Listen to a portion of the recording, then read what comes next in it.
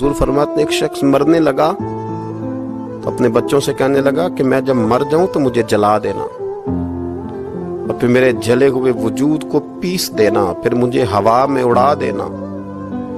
पुत्र मुझे उड़ा देना, मुझे बड़ा डर लगता है, अगर रब ने मुझसे हिसाब पूछा तो मैं काबिल नहीं हूं। उड़ा देना मुझे हवाओं में, अगर उसने मुझसे हिसाब लिया तो बड़ा सख्त हिसाब लेगा। हुजूर फरमाते हैं, बुखारी में मौजूद है, उसके बच्चों ने इसी तरह किया। उसके मरने के बाद उसे जलाया, हवा में उड़ा दिया। अल्लाह के महबूब फरमाते हैं, रब करीम ने हुक्म दिया जमीन को कि इसके जर्रात को जमा करो। जमीन ने जर्रे जमा किए, खुदा ने हुक्म दिया तो उसका वजूद फिर से उसी शक्ल में आया। तो रब करीम ने फरमाया, ये जो तूने वसीयत की तो क्यों की? अल्लाह जानता है कि नहीं जानता? ये की तो क्यों की? तो रो पड़ा, कहने लगा, अल्लाह मेरे अंदर तो ताकत नहीं थी तेरे सामने खड़ा होकर हिसाब दे सकूं।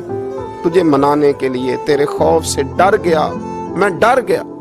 अगरचे हमारे बुजुर्गों ने लिखा है कि आज ये वसीयत करना, इस रंग में ये तर्ज इख्तियार करना दुरुस्त नहीं, लेकिन आप गौर फरमाइए कि नबी पाक अलैहिस्सलाम फरमाते हैं, जब उसने कहा ना अल्लाह तुझसे डर के ये किया, तो रब करीम ने फरमाया, जा फिर मैंने तेरी मगफिरत कर दी, क्योंकि अल्लाह को पता था ये दिल से बात कर रहा है।